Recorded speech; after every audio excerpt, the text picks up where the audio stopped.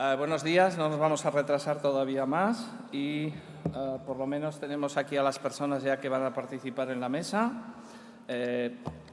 Antes de nada, pues deciros gracias de vuestra presencia aquí y de hacer este esfuerzo en estos 2 días, y también a la gente que nos está siguiendo a través de Internet.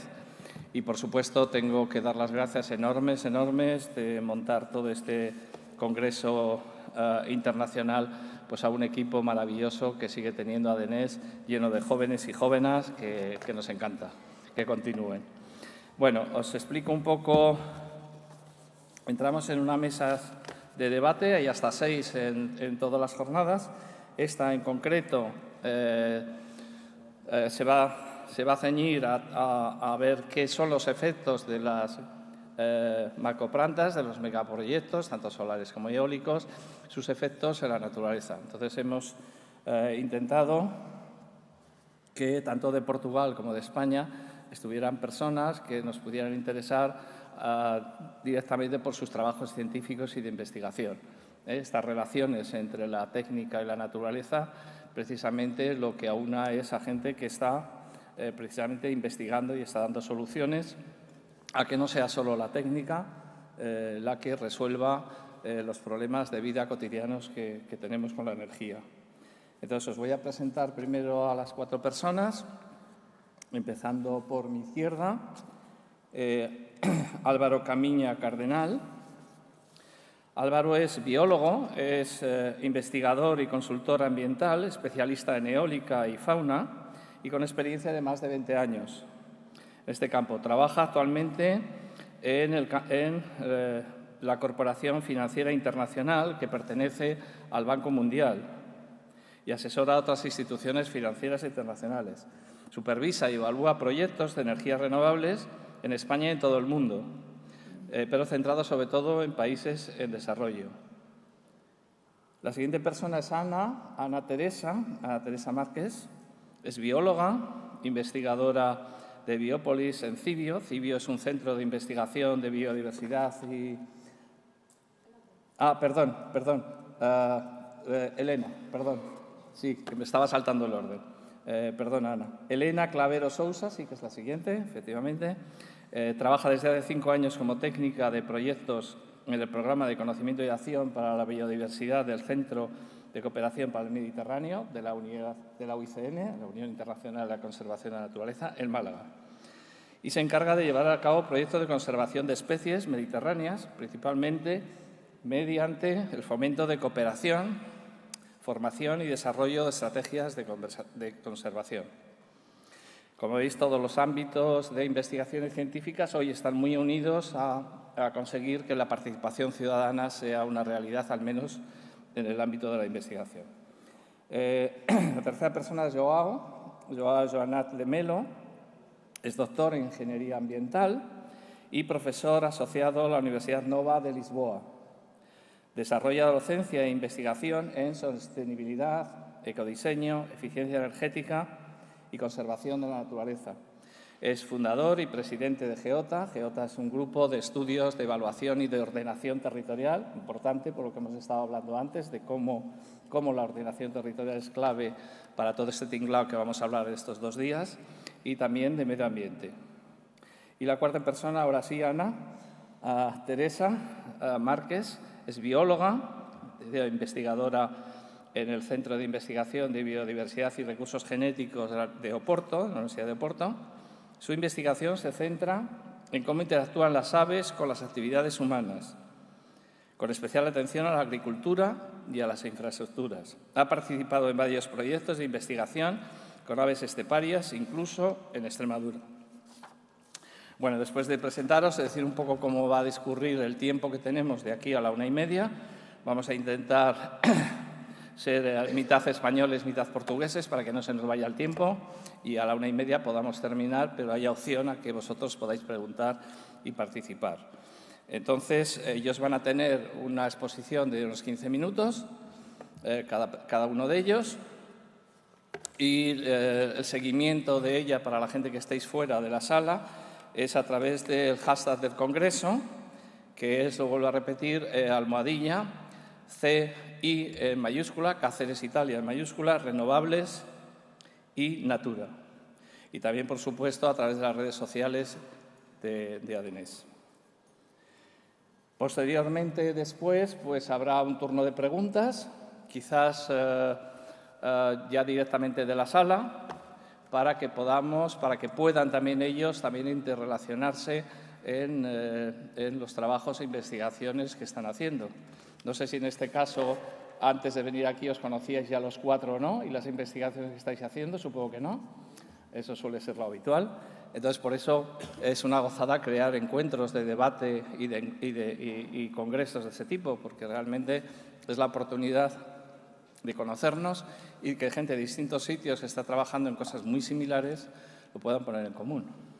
Bueno, pues empezamos ya sin más dilación. Álvaro Camiña, cuando quieras. Buenos días y muchas gracias a los organizadores por esta invitación. Y sin más dilación, pero empezando por el título Energías renovables y Red Natura 2000, quiero ya empezar de principio. Fuera o dentro de la Red Natura 2000, un proyecto tiene impacto en la Red Natura 2000. Un buitre negro que muere en Extremadura, en el Parque Eólico Merengue, que está fuera de la Red Natura 2000, ese buitre vive en la Red Natura 2000, con lo cual ya hay un impacto en la Red Natura 2000. En el trabajo que yo realizo, como ha dicho el moderador, trabajamos en países en desarrollo, pero estamos intentando coger la experiencia de España para desarrollar sobre todo los proyectos, los análisis post-construcción de las instalaciones renovables que hacemos. ¿A dónde tengo que apuntar para que se mueva? O sea, nosotros trabajamos también en solar de concentración, en solar fotovoltaica normal. En todos estos tipos de trabajo, el Banco Mundial tiene unas directrices de salvaguarda ambiental y social que son de estricto cumplimiento. Los proyectos que estamos hablando superan los 200 millones de dólares y si no se cumple, no se da el dinero. Así de sencillo. Luego podremos contar algún ejemplo. Y aquí es muy importante seguir estrictamente la jerarquía de mitigación. Y no voy a entrar en muchos detalles por el tiempo que tenemos. Evitar, mitigar, restaurar y compensar. Luego volveremos al concepto compensar y no lo olvidemos de nuestra cabeza. Ya desde hace mucho tiempo, hace 10 años, 11 años, que la Estación Biológica de Doñana hizo ya un artículo que poca gente está teniendo en cuenta, y es la falta de sinergia entre lo que se estudia en el estudio de impacto ambiental a lo que luego resulta de los planes de vigilancia ambiental. Entonces, desde hace ya unos años yo estoy recibiendo informes de planes de seguimiento ambiental de comunidades autónomas como las que veis ahí. Con los parques eólicos voy a referirme solo a energía eólica y unos periodos bastante amplios. Con lo cual, eso de que ahora vamos a hacer las cosas bien, señores, llevamos desde el año 94 primer parque instalado de Ecotecnia en Cádiz, teniendo información. No vamos a hacerlo ahora, teníamos que haberlo hecho desde entonces. Entonces, las lecciones ya las tenemos aprendidas. ¿Por qué no las hemos utilizado? Y esto va a nivel administración, consultoría, ONGs, a todos. ¿Por qué no hemos utilizado correctamente esa información? Los grandes números hasta ahora es que en las bases de datos estas que he visto hablamos de 6.000 murciélagos y 29 especies y de aves unas 28.247 especies en toda la península ibérica. En total estamos hablando de unos números de unos 34.000 individuos colisionados. Esto es una mínima parte, por lo que veremos a continuación. Hace poco SEO acaba de publicar, creo, no sé si se llama Guardianes de la Naturaleza, un informe donde habla de colisiones. Los datos que le han dado a SEO, no es por criticar a SEO, sino por quien se los ha dado, son una mínima parte de la realidad. Estos son los datos brutos.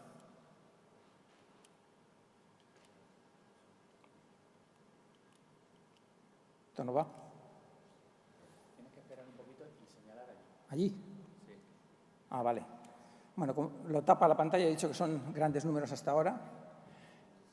Y aquí podemos ver un poco la distribución en aves, las que están en el LESPRE, las vulnerables, las en peligro que se han detectado en estos informes.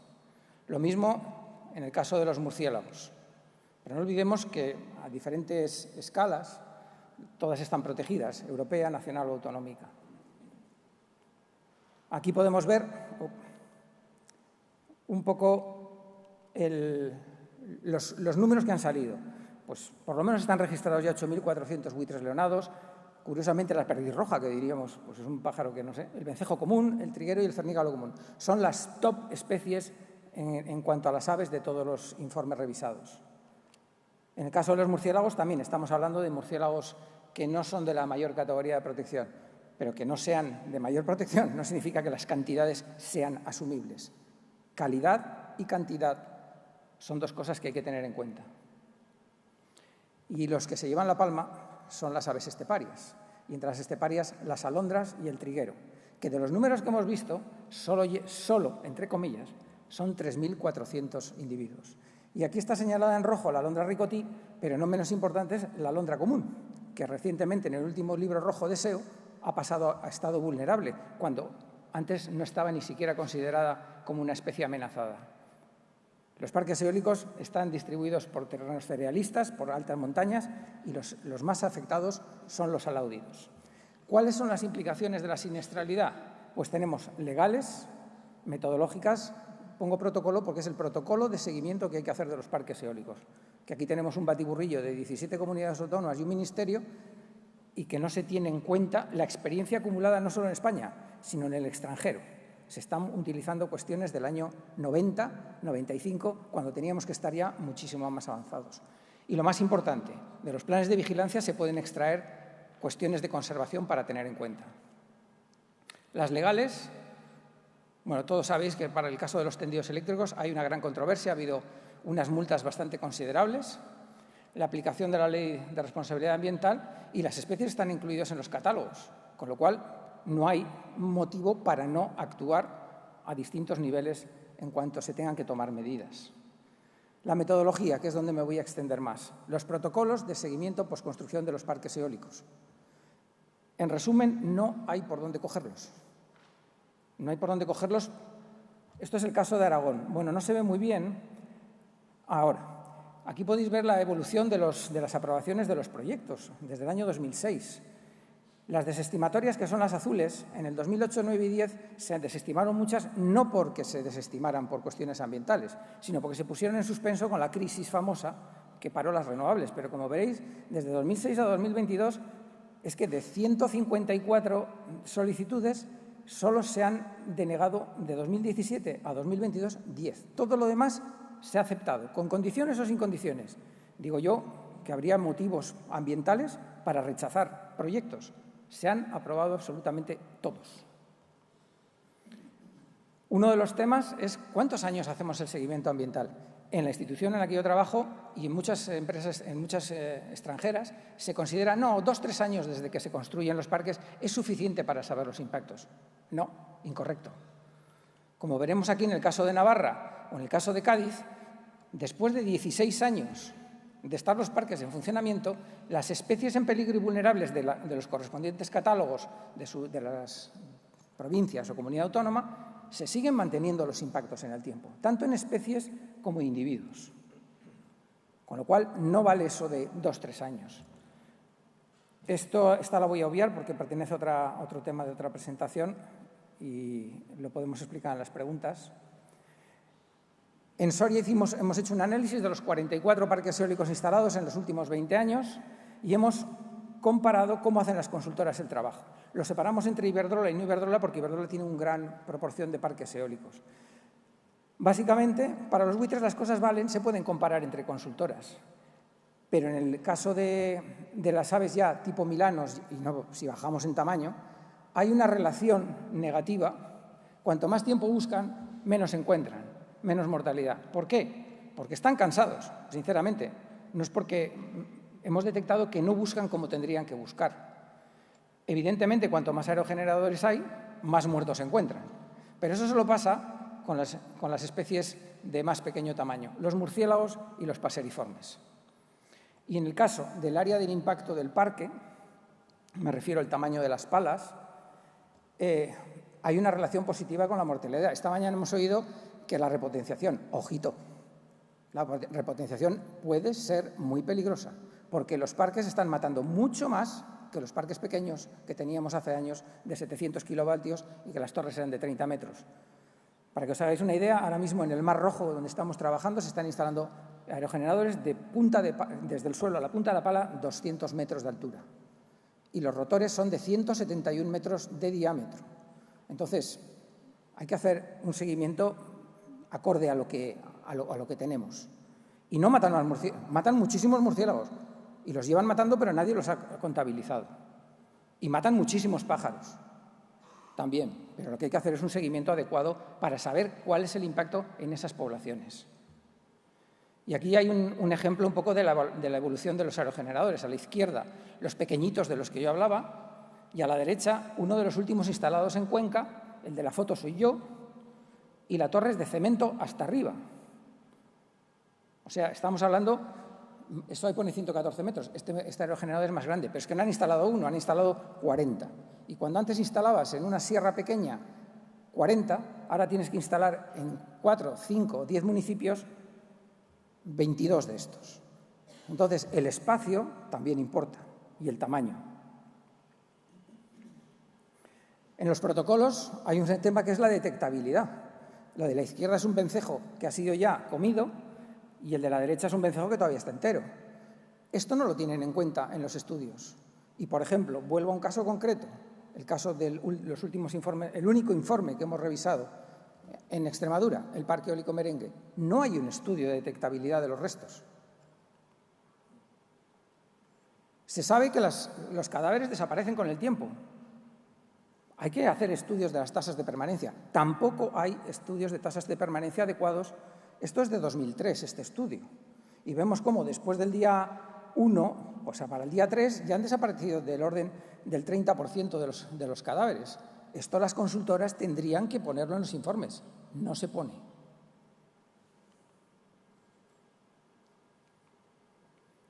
¿Hasta qué distancia buscamos del molino? Unos dicen la pala más un 10%, la pala más el 25%, hasta 100 metros, una distancia mínima de 50 metros. La realidad es que luego la gente hace unos transectos, pero esos transectos están separados 10 metros. Y hay que ser sinceros, aquí yo puedo encontrar un bicho muerto ahí a 5 metros de mí, pero cuando estás en el campo, ahí en un campo de cereal, no ves un murciélago si no lo tienes aquí debajo en tus pies.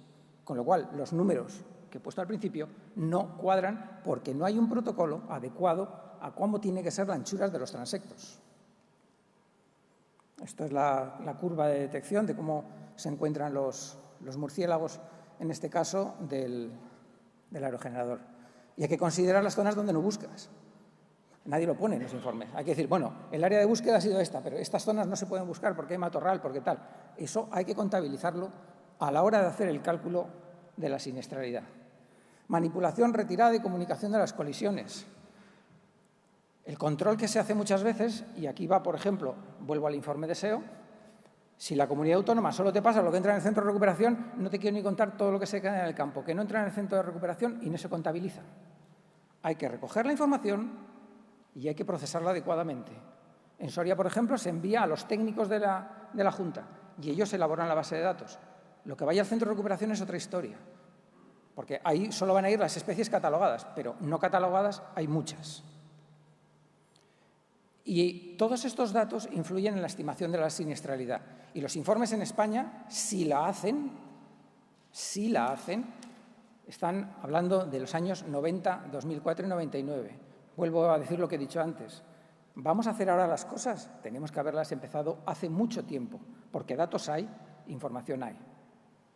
Y aquí viene un importante papel, que es el de la Administración, que tiene que revisar, tiene que exigir y devolver los informes para que se hagan adecuadamente en todas las comunidades autónomas. Y un caso concreto, han muerto 6 buitres. Claro, pero 6 buitres, bueno, como han muerto en octubre, noviembre, y es el periodo de migración, no son de esta provincia. Vamos a ver cómo puede poner un consultor eso en un informe. 2 minutos, Álvaro. Vale. Entonces, eso también hay que tenerlo en cuenta. Y conservación. Esto es un trabajo sobre buitres leonados que nos contrataron en Castellón. La azul, la tasa de crecimiento de la población y la naranja, la tasa de siniestralidad. Hubo un tema de vacas locas y ahí procesaron a ciertos políticos y técnicos, pero vamos, no todo era cuestión de la siniestralidad de mortalidad de buitres. El primer año no hay siniestralidad y los buitres van para arriba. Pero, por ejemplo, el último año la siniestralidad se reduce drásticamente, pero la población no crece tanto. Hay que tener en cuenta otros factores ambientales. El cernícalo primilla, que no cría en Soria, pero hay 2 puntos negros donde mueren muchos cernícalos primilla. Estos cernícalos primilla, y en Aragón y en Navarra, proceden de Extremadura, de Andalucía, de Castilla-La Mancha. O sea, los parques del norte, en el periodo post-reproductor, cuando el cernícalo primilla empieza la migración, que suele ir al norte, acaban muriendo allí. Y en torno al 10% de los primillas del sur están muriendo en parques eólicos navarros, aragoneses o castellano-leoneses. Esto hay que tenerlo también en cuenta. Y estamos hablando que el área de captura, por decirlo así, es toda la península. Esta es un poco la tendencia de la siniestralidad de la especie en tres lugares que hemos estudiado. Este trabajo os lo dejo citado porque lo podéis leer, está en castellano y lo publicamos es profeso para ese tema. Hemos hecho una vigilancia paralela a la consultora y hemos encontrado del orden del 70% más de colisiones de las que encontraban ellos.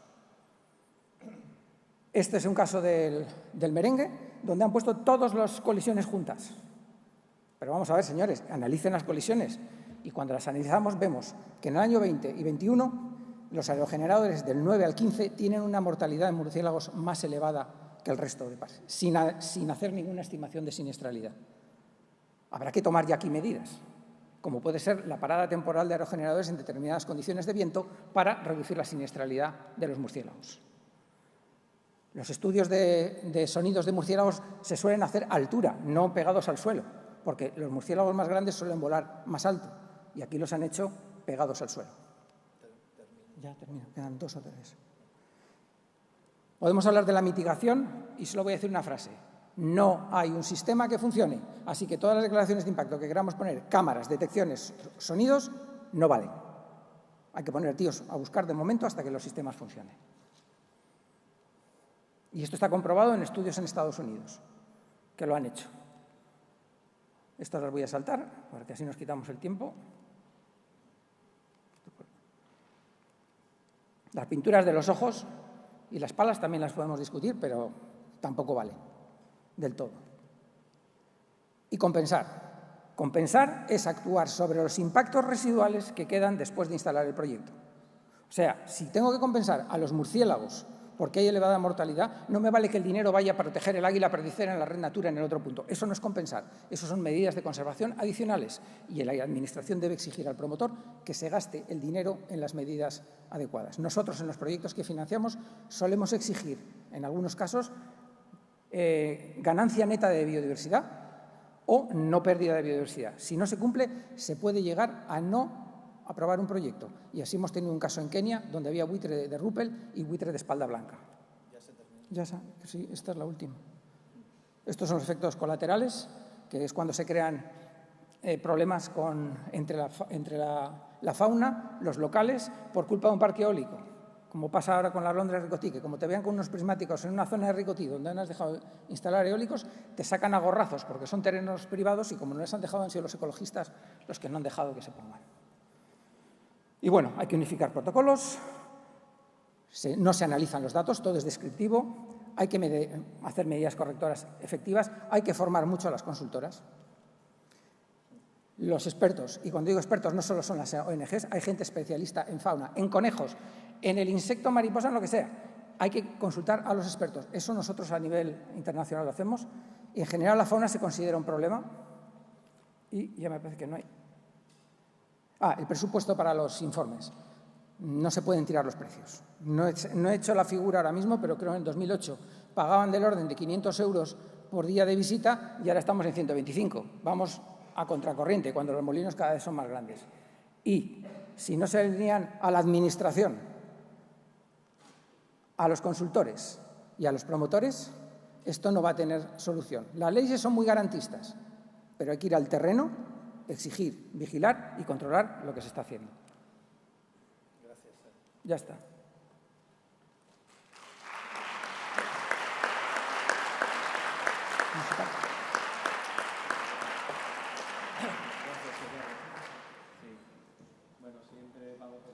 Elena, cuando quieras.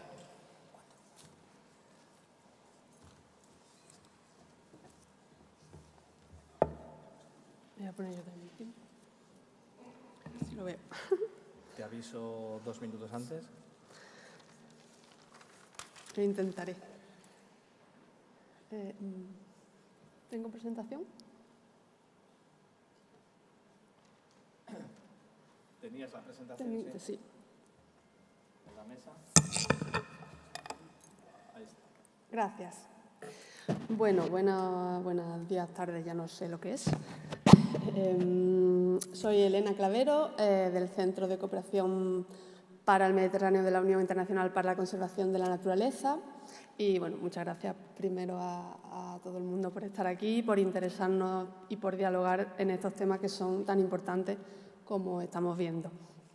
Bueno, voy a presentaros brevemente varias herramientas que ha desarrollado UICN. Primero voy a explicar lo que es UICN, porque no está tan claro en muchas ocasiones y suele ser una pregunta muy recurrente, brevemente.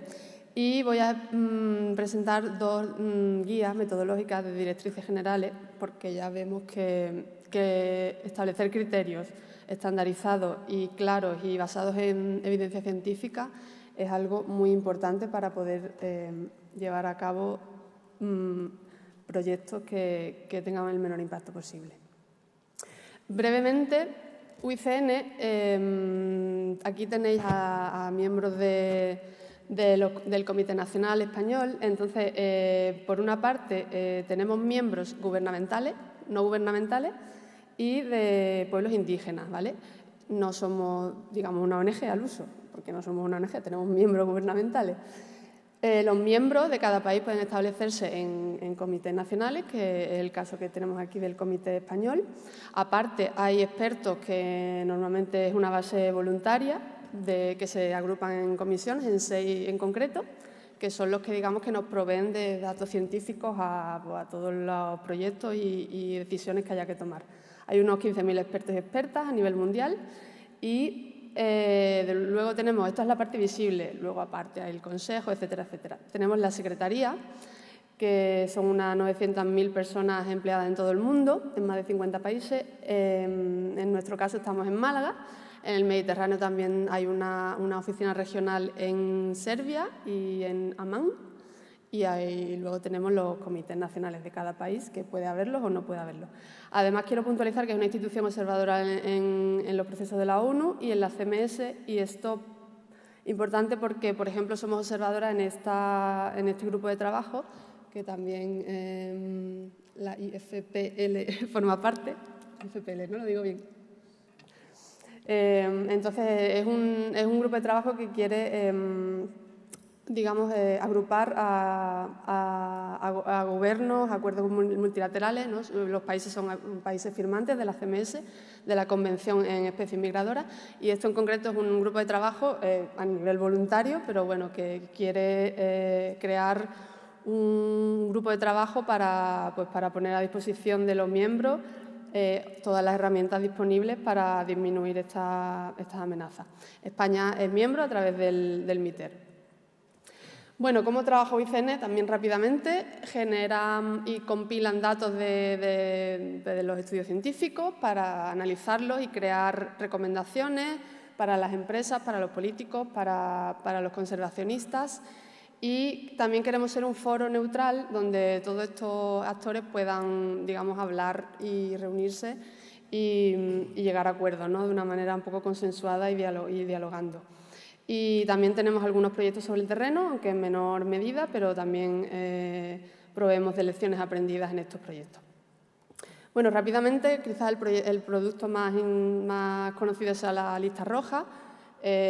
Todos los datos están disponibles de todas las especies evaluadas a través de la página de redlist.org.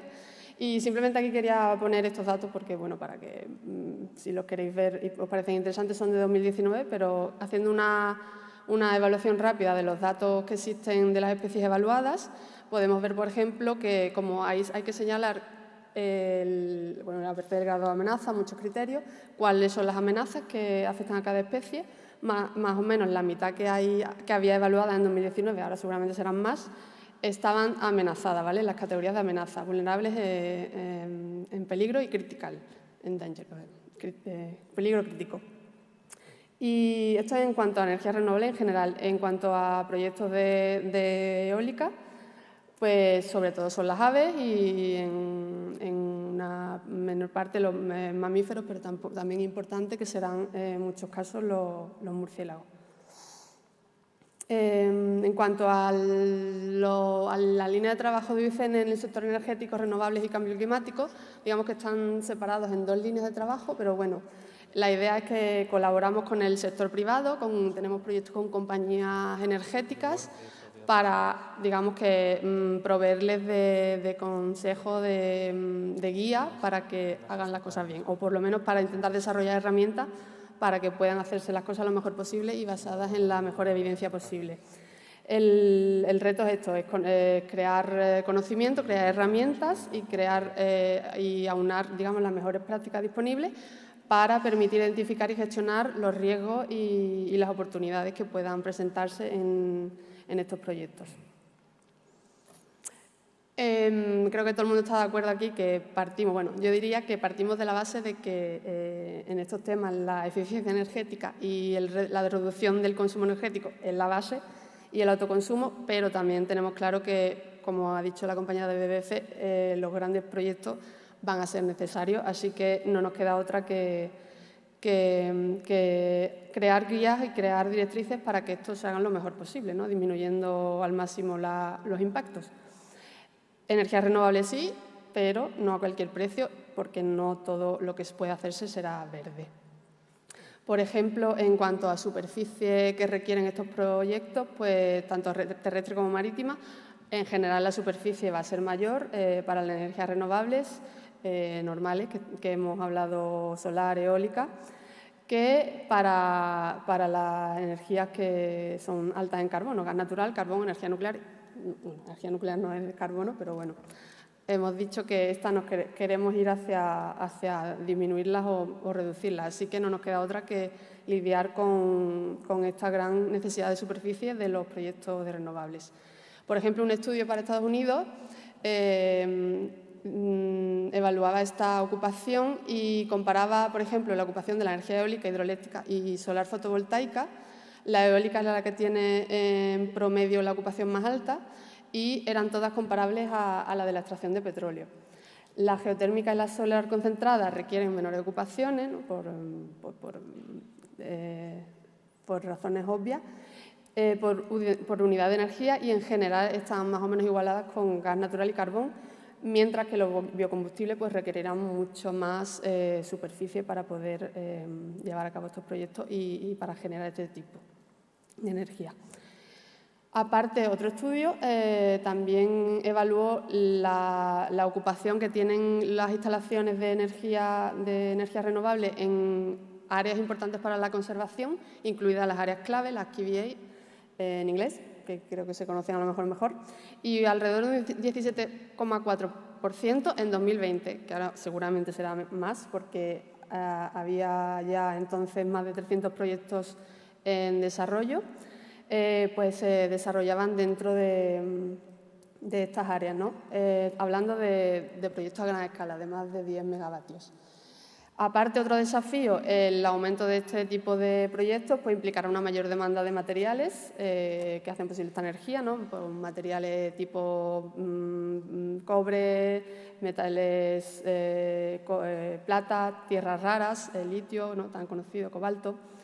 El origen e impacto de la extracción de estos materiales debe ser muy tenido en cuenta, no podemos digamos, externalizar esos costes, porque normalmente vienen de otros países, y algunos presentan grandes desafíos para su reciclaje. Para algunos no tenemos ni siquiera la posibilidad, aunque algunos de ellos sí que son fácilmente reciclables. Otro desafío que ya se ha comentado es que puede ser una gran fuente de conflicto y motivo de oposición, ¿no? Por esta tendencia a que se desarrollen en zonas rurales donde digamos que tienen poca posibilidad de defenderse y donde pues, se puede cumplir esto de, no sé si se dice así, pero en inglés pues sería no en mi patio, ¿no? Yo no lo quiero aquí, quiero energía pero no que se desarrolle aquí, cerca mía. Bueno, presento rápidamente las guías metodológicas para mitigar los impactos y proyectos de energía solar y eólica sobre la biodiversidad. Está todo disponible en la librería de UICN, cuyo objetivo es definir directrices, criterios, medidas prácticas basadas en la mejor evidencia para mitigar los impactos. Hay una versión en inglés más extendida y una versión en otros idiomas como español que está, digamos, resumida. En cuanto a contenido, pues algunos puntos ya se han comentado, así que voy a pasar rápido. Las directrices y los criterios que se definen aquí, que tendrían que tener en cuenta esta planificación, pues una planificación temprana y una selección adecuada de los sitios donde se vayan a poner estos proyectos sería la medida esencial y más eficaz, ¿no? Tanto para reducir costes, para reducir impactos, etc. En la península ibérica, afortunadamente, tenemos abundancia de energía solar y eólica, por lo que en principio habría una mayor flexibilidad de la ubicación, pero a la vez somos un punto caliente de biodiversidad, por lo que tenemos que tener mucho cuidado de dónde se ponen estos proyectos, ¿no? Como ya se ha dicho. La ubicación, por tanto, y la planificación debe ser muy cuidadosa y evitar impactos significativos, que esto nos ayudará a las compañías a reducir costes seguramente en fases posteriores. Deben basarse, como ya se ha dicho, en la planificación estratégica y espacial. Esto debe ser desarrollado por los gobiernos en principio, lo que identificará áreas adecuadas y áreas donde no debería tocarse, ¿no?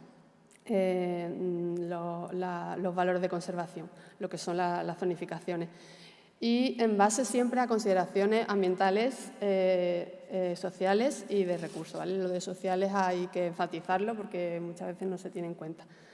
La detección temprana de los riesgos es una etapa importante, lo que debe identificar las características importantes de la biodiversidad, qué es lo que puede ese proyecto impactar y dónde debe centrarse para reducir los riesgos.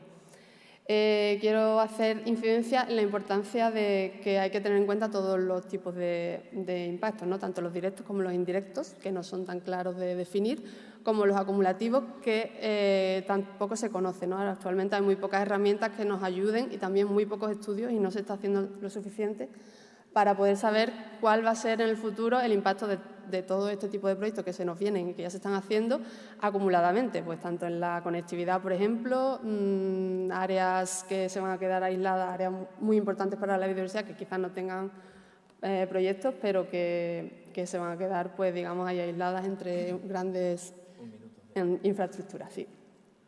Y bueno, quiero decir también que puede haber como positivo un cierto potencial en la conservación y restauración de biodiversidad si se hace en áreas muy degradadas, pues esto podría tener un potencial para mejorar incluso la biodiversidad, siempre si se hace bien, claro. En cuanto a áreas protegidas y áreas clave, como la Red Natura 2000, deben evitarse en principio estos proyectos si son a escala industrial, porque no va a poder nunca evitarse completamente el impacto. En proyectos intermedios, pues deberá verse según el caso, con una rigurosa evaluación de impacto, y a pequeña y microescala pues podría verse, ¿no? Por ejemplo, para mantener la infraestructura del parque, ¿por qué no? Evaluando caso por caso. Pero importante lo que ya se ha dicho, que un espacio natural no está aislado, ¿no? Entonces, pues hay que tener en cuenta también los impactos en la zona de amortiguación o zonas adyacentes.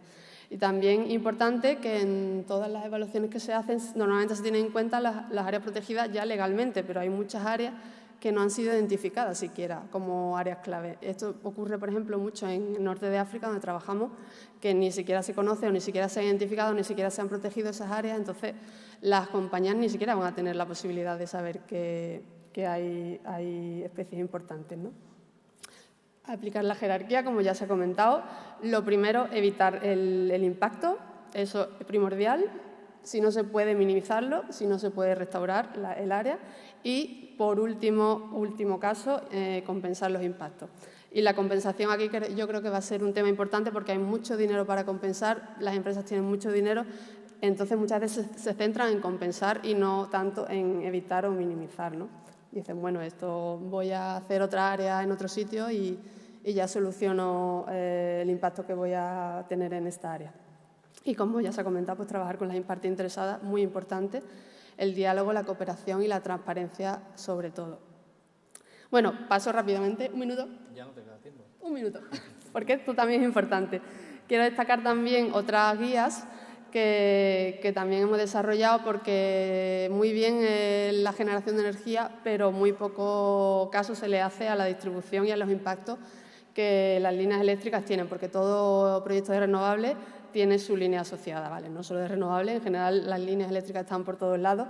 En el territorio español, por ejemplo, esto desde hace unos años y datos oficiales, pero del orden de 42.000 kilómetros de red de transporte, más de casi 70.000 ya estaremos de red de distribución de alta y unos 358.000, ya serán 360.000 de media tensión, lo que son muchos kilómetros de líneas, en muchos casos mal diseñados, lo que hace, pues, por ejemplo, pues esto ya lo estaréis hartos de verlo, pero electrocuciones y colisiones estimados en millones de, sobre todo de aves, lo que he puesto, pero bueno, hay otro tipo de especies afectadas en el mundo.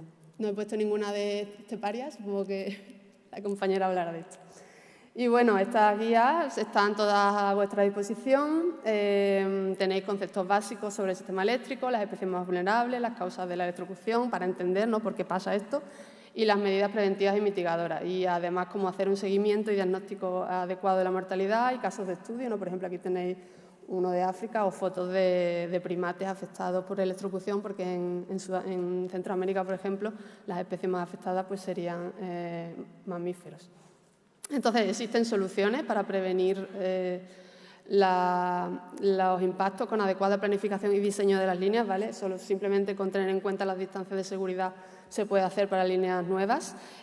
Para líneas existentes, pues dispositivos que no siempre son eficaces al 100%, pero por lo menos van a ayudarnos a evitar en gran medida los impactos. Bueno, esto yo creo que ya lo he ido comentando. Importante, como ya se ha dicho, la implicación de las compañías, que las compañías paguen, que inviertan en investigación, en desarrollo, en estudios ambientales adecuados, que se impliquen en formación en los programas de seguimiento que no se hacen adecuadamente, de monitoreo de los impactos, y que haya un importante papel de la ciudadanía. Yo creo que por esto también mañana vamos a tener una mesa importante, porque la ciudadanía tiene un gran papel que jugar, las ONG, y también reforzar la capacidad de los gobiernos locales y regionales para hacer frente o para poder lidiar con estos estudios que se les vienen encima. No hay ya profesionales suficientes en España para poder hacer tantos estudios de impacto ni seguimiento, o sea que si queréis estudiar esto, pues adelante, que tenéis futuro. Y ya para terminar, otros recursos. También desarrollamos una aplicación móvil y plataforma asociada para recoger datos sobre las líneas eléctricas y la mortalidad, porque detectar puntos negros es importante para saber dónde centrar los esfuerzos y dónde poner medidas de mitigación, ¿no? Y también hay disponible un curso en línea, todo disponible en inglés-francés en este caso, la app en inglés-francés-español. Así que para información, creemos que para las consultorías, para los gobiernos, sobre todo esto lo hicimos porque en el norte de África hay muy poca formación en cuanto a los gobiernos regionales, que muchas veces son los que tienen la decisión y no tienen técnicos capacitados, las compañías eléctricas tampoco, allí y aquí tampoco. Así que hemos puesto a disposición estas herramientas para ayudar un poquito y para completar las lagunas que faltan. Muchas gracias y todo lo que queráis al correo. Perdón por el tiempo. Sí, tenemos las dos guías, están en papel también, solo he traído, bueno, hay una, al final he cogido, esta está en inglés, hay en francés también, aunque no es la misma. Si alguien quiere un ejemplar, si no también me lo puede pedir y se lo podemos enviar. Gracias, Elena. Pues es el turno de palabra de Joanats.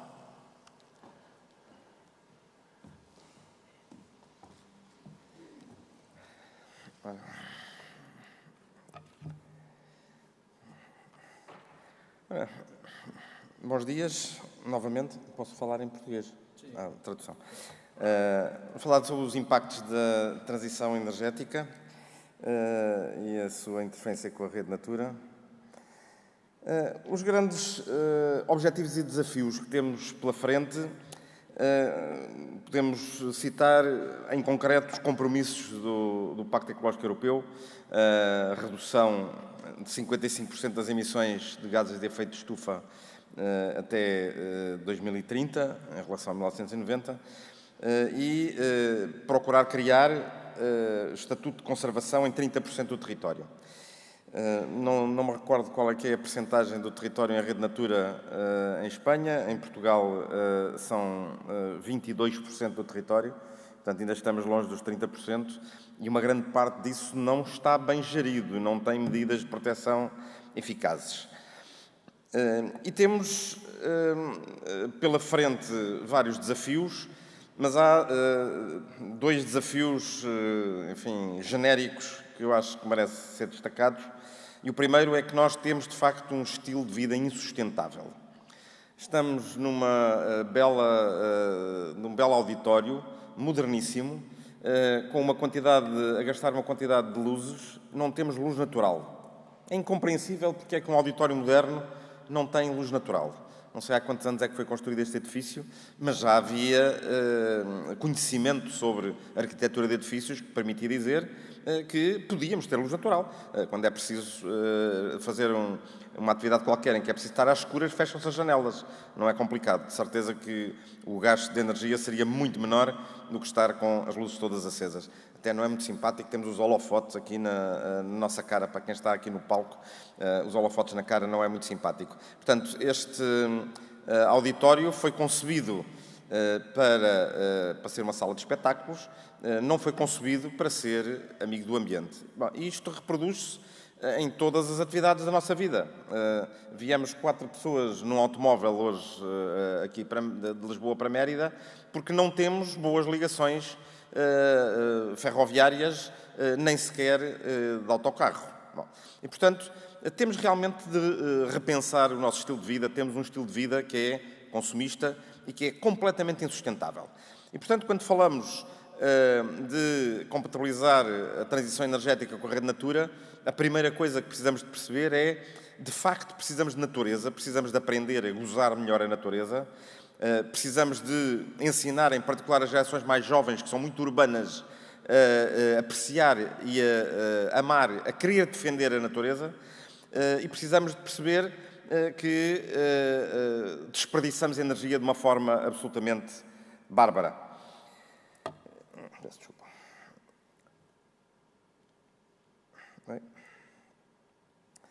Questões críticas especificamente para a transição energética. A primeira é esta mudança de mentalidades. Temos que aprender a viver mais felizes com menos tralha. É aquilo que o Papa Francisco, na encíclica Laudato Si, chama a conversão ecológica. Temos mesmo que mudar de mentalidade. O segundo ponto é que temos, de facto, que assumir como opção a priori, na transição energética, que não vamos degradar mais a biodiversidade. Tem que haver limites. E esses limites têm que ser postos em prática de forma assertiva, de forma muito clara. Quando entramos especificamente no domínio da energia, a primeira, a segunda e a terceira prioridade são eficiência, eficiência, eficiência. Eficiência na indústria, eficiência nos transportes, eficiência nos edifícios, nas nossas casas, nos edifícios públicos, nos edifícios que pertencem a qualquer outro setor. Depois, então, sim, vamos adotar energias renováveis, de preferência descentralizadas e de baixo impacto. Temos aqui um problema de escala. Normalmente, as energias descentralizadas têm uma complexidade de planeamento, um investimento inicial superior, mas normalmente têm muito menos conflitos. E, portanto, é por aí que temos que caminhar. Precisamos de uma mobilidade assente na ferrovia e na intermodalidade. Estamos muitíssimo atrasados. Não recordo do número em Espanha, mas não deve ser muito longe. Em Portugal, 88% das deslocações são feitas em automóvel individual. E a média europeia é 80%, que já é muito excessivo. Precisamos de combater a pobreza energética. Há muitas pessoas, em Portugal, cerca de 1/5 das famílias, 20% das famílias, não consegue aquecer a sua casa no inverno. E nós temos um bom clima, temos um clima bastante favorável e bastante ameno. E, finalmente, temos que apostar a sério na regeneração ecológica por vários motivos, quer para salvaguardar a biodiversidade e recuperar ecossistemas que foram degradados por más práticas agrícolas florestais, mas também porque a nossa mata mediterrânica nativa, natural, é um dos melhores reservatórios de carbono que podemos ter. Essa análise tem sido feita por investigadores, enfim, de vários países, sobretudo espanhóis, curiosamente, e em Portugal temos pouca investigação nessa matéria, infelizmente, e claramente a mata autóctone é um dos maiores sumidores de carbono e reservatórios de carbono que nós podemos ter. Não estamos a convergir para as metas nem do Acordo de Paris, nem para as metas estabelecidas na União Europeia. O caso português é paradigmático. Reduzimos as nossas emissões de gases de efeito de estufa desde 2005 para cá, mas nos últimos anos estagnámos as emissões diretas. E quando nós olhamos para os incêndios florestais e para, genericamente, a gestão do nosso território, nós vemos que estamos a perder biomassa em vez de ter o território a funcionar como um sumidor de carbono. E, portanto, temos mesmo que inverter esta tendência a curto prazo. Um exemplo de um conflito evidente, isto é o Baixo Sabor, era o melhor ecossistema ribeirinho em Portugal até ser destruído por uma barragem e o respectivo reservatório, a respectiva albufeira. Portanto, a fotografia do lado esquerdo, as duas fotografias são do mesmo sítio. Do lado esquerdo, antes de se iniciarem as obras para a barragem, do lado direito, depois da desmatação, que é um dos passos para encher a albufeira, para impedir que a água armazenada tenha muito má qualidade. Posso-vos informar que este empreendimento não é útil do ponto de vista, não é rentável economicamente e tem produções elétricas baixíssimas. Tem um custo de produção de eletricidade muito mais alto do que a média do mercado. Portanto, basicamente, este empreendimento foi inútil. Outro exemplo, isto foi um caso, deu um grande escândalo em Portugal, uma herdade, chamada herdade da Torre Bela, que era utilizada para caça turística e onde resolveram instalar um parque fotovoltaico. E então foi organizada uma caçada, que se bem que caçada é um termo otimista, chamar-lhe um massacre, em que 540 animais foram massacrados durante um dia para libertar o espaço para a construção do parque fotovoltaico. A maior parte dos caçadores turistas que foram a essa matança eram espanhóis, por coincidência, podiam ter sido portugueses ou de outro país qualquer, mas não faz qualquer espécie de sentido nós estarmos, de facto, a usar um território que tem outro tipo de usos. Esta herdade, até na região, é conhecida como uma das mais importantes para a produção agrícola e para a produção de cortiça e, portanto, vai ser transformada num parque fotovoltaico. Isto é uma pequena síntese das distorções do mercado energético em Portugal. Isto são subsídios que são pagos para diversos fins. Temos ali a coluna da classificação, indica caras tristes e alegres. As caras tristes são subsídios perversos. Em economia do ambiente designamos subsídios perversos aqueles que estão a subsidiar atividades que não deviam existir ou que não deviam ser apoiadas economicamente. E esses subsídios têm como principais destinatários empresas do setor da energia ou dos transportes e a maior parte destes subsídios são verdadeiramente perversos. Estamos a falar de qualquer coisa como 4 mil milhões de euros por ano. Mais de metade deste valor corresponde a subsídios perversos. Isto corresponde em Portugal a 2% do produto interno bruto. Portanto, é uma distorção de mercado brutal, a maior parte dela completamente contra a lógica económica e, obviamente, os interesses ambientais. Se alguém tiver curiosidade, na discussão podemos detalhar cada um daqueles itens.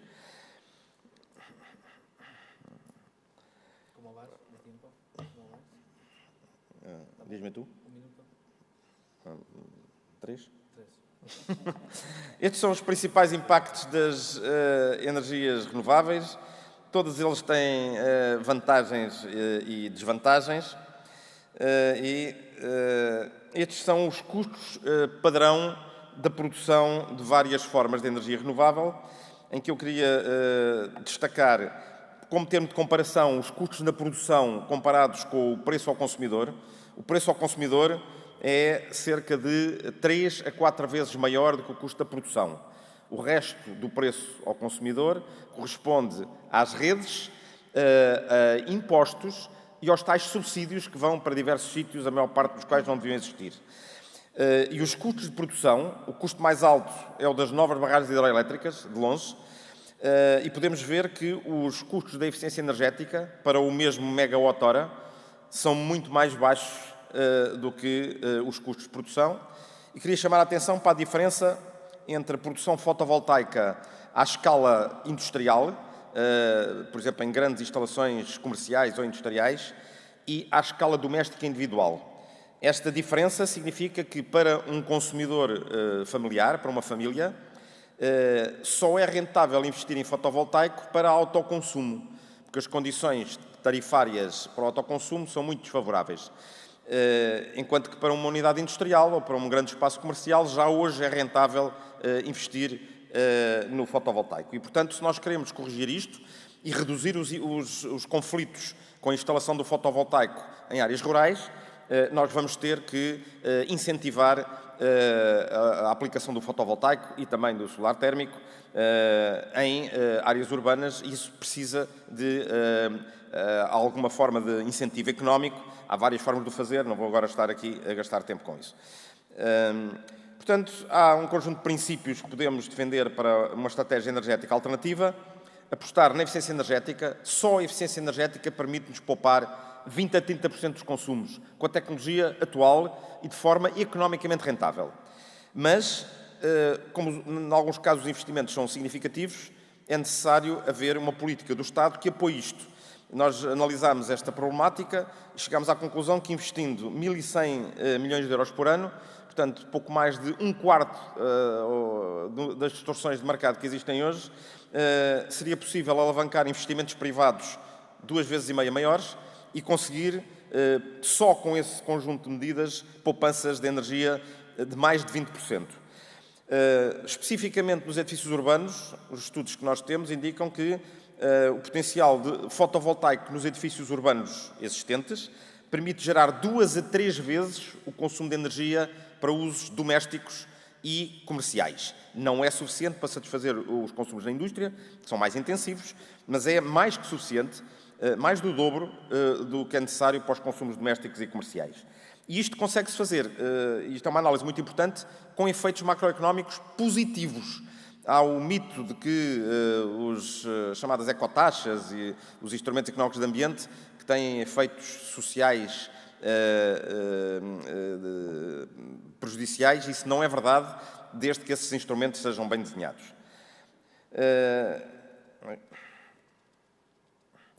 E, portanto, isto é uma ideia por setor do que é que nós podemos poupar em termos de energia e dos impactos nos consumidores. Isto consegue-se fazer com um princípio importante dos instrumentos económicos do ambiente, que é a neutralidade fiscal. Muito obrigado pela vossa atenção. Perfecto. Muito obrigado.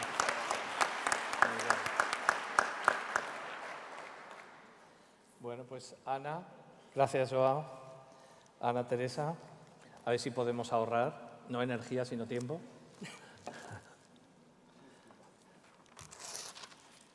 Olá, eu vou continuar a falar em português, mas tenho os slides em espanhol também para ser mais fácil acompanharem.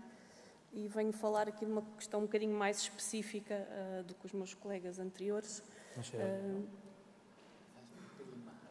Mais alto? Vou então falar um bocadinho vou falar de uma questão um pouco mais específica associada a projetos de energia e fazer uma resenha do conhecimento sobre o impacto que as linhas elétricas têm nas aves tepárias e também um melhor conhecimento científico para o minimizar, para o mitigar.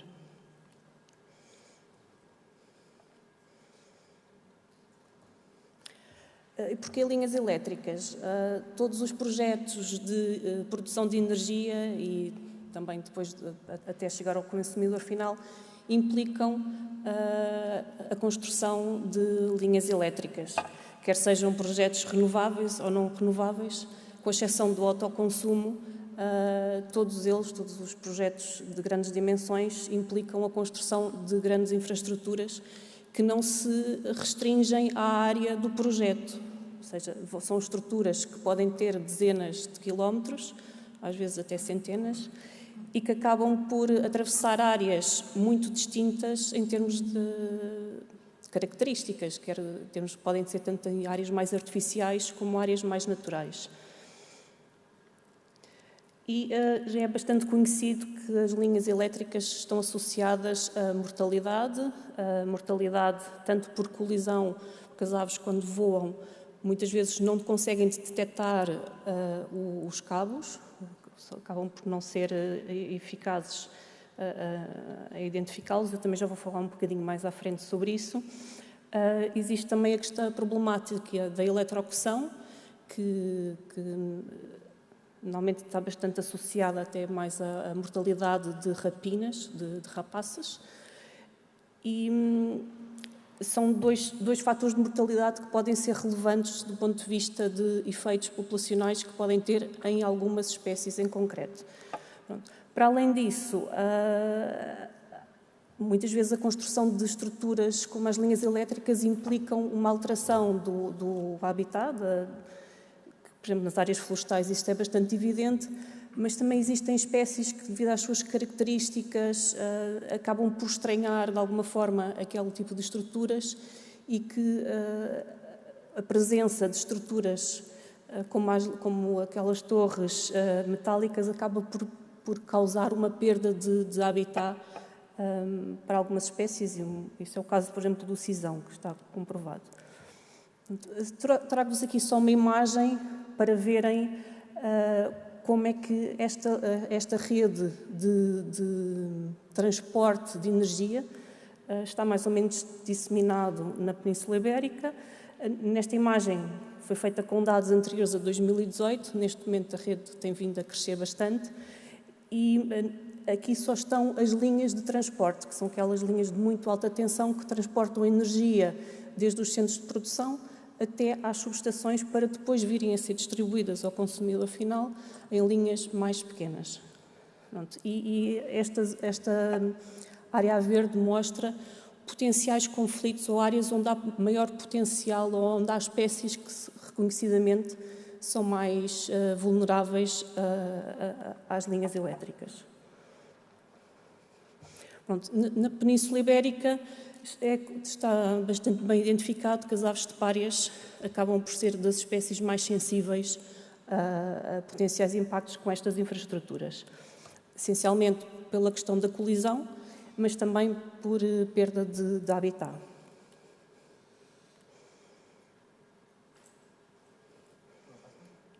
Sim, agora sim. Pronto. Em termos de mortalidade, todas as espécies estepárias, existem registros para todas as espécies, desde cortiçóis, as gangas, como alcaravões, mas essencialmente o que está mais estudado e mais conhecido, talvez também porque sejam mais sensíveis, é o caso da abetarda e do cisão.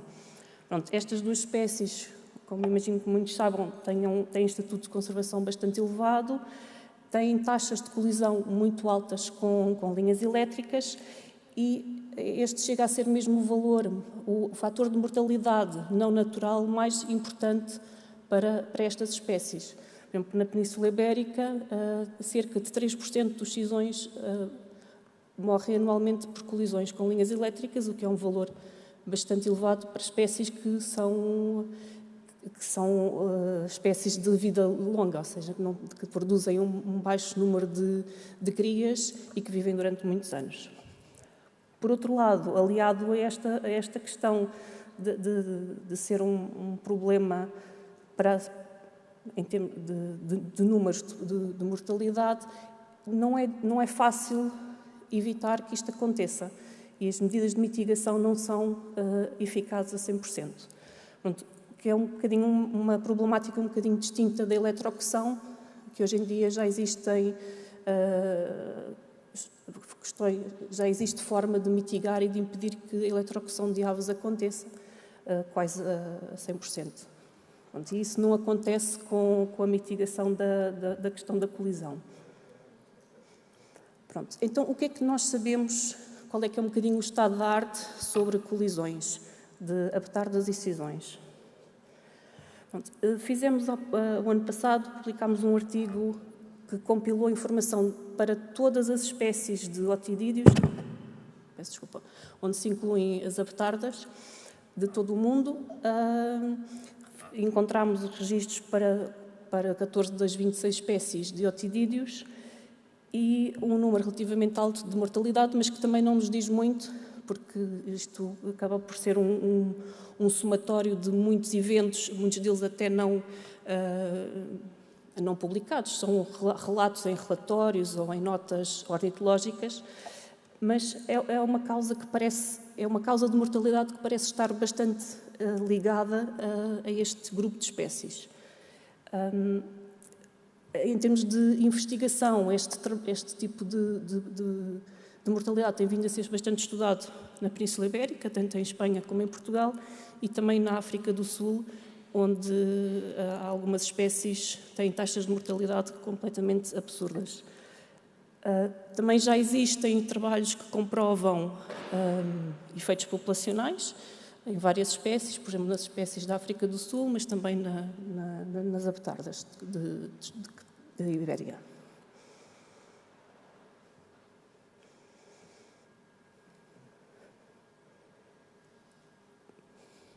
Não sei se isto está com pouca pilha. Não. Pronto. Então, porquê é que estas aves acabam por ser tão sensíveis e tão propensas a colidir com linhas? Pronto. Por um lado, a morfologia delas faz com que elas não tenham uma grande manobrabilidade, ou seja, não é fácil para elas mudarem a orientação de voo e o sentido de voo quando estão a voar. Isso tem um pouco a ver com a relação da dimensão das asas e do peso da ave. Pronto. Por outro lado, a área em que estas aves veem bem, em que têm a visão binocular, é uma área muito reduzida à frente do bico. E toda a parte da percepção sensorial que elas têm quando estão a voar é estar a olhar para o lado. Ou seja, elas vão a voar e não estão a olhar em frente, não estão a ver para onde vão. E isso explica também uma parte importante do porquê que este fator de mortalidade acaba por ser relevante. Por outro lado, são aves gregárias e existem certas alturas do ciclo anual em que podem formar bandos grandes e também isso causa alguma sensibilidade e alguma vulnerabilidade à colisão.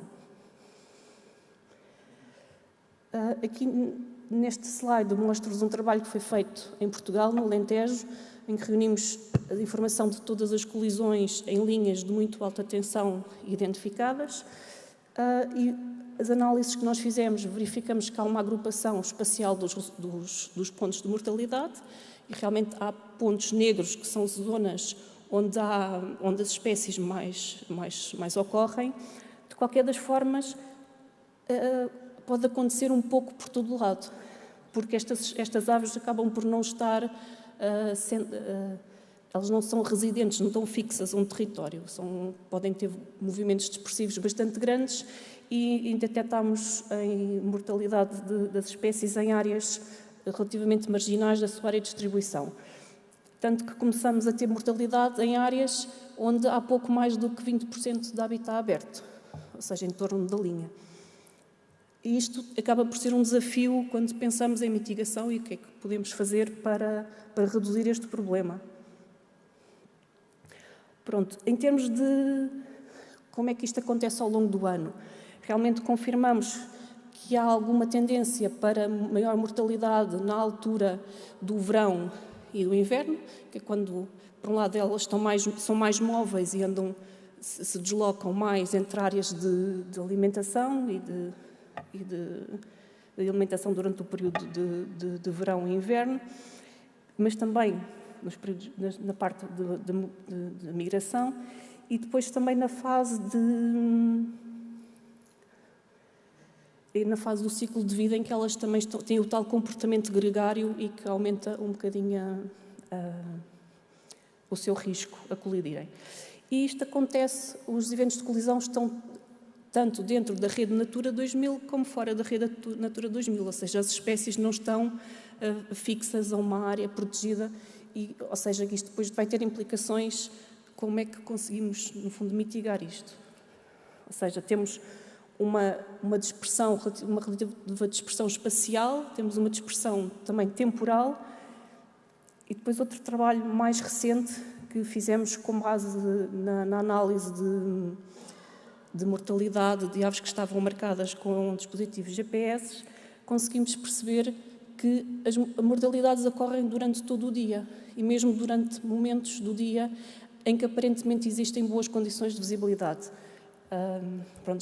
É um número relativamente reduzido de eventos, é um N igual a 5, mas de qualquer forma dá-nos a indicação de que há realmente um problema de percepção visual por parte das aves, ou seja, mesmo em condições ótimas de visibilidade, elas não conseguem evitar eventos de mortalidade. Pronto, então, como mitigar a mortalidade destas espécies, que infelizmente têm vindo a decrescer bastante, em termos populacionais, tanto em Portugal como também em Espanha, e essencialmente a questão fulcral é mesmo a planificação. Pronto. A energia e no transporte de energia há sempre, a redundância é sempre uma regra, não é? Porque temos que ter alternativas se haja uma falha numa